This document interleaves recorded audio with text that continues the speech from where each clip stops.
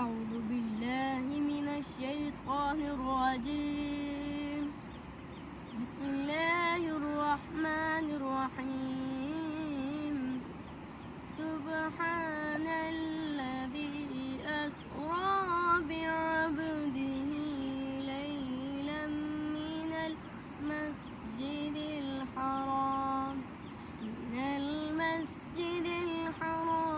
إلى المسجد الأقصى الذي باركنا حوله لنريه من آياتنا إنه هو السميع البصير.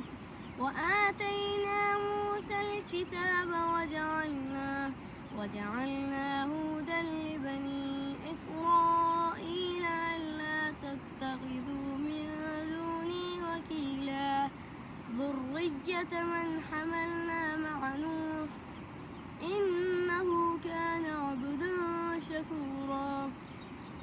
وقضينا إليه ذلك الأمر أن دابر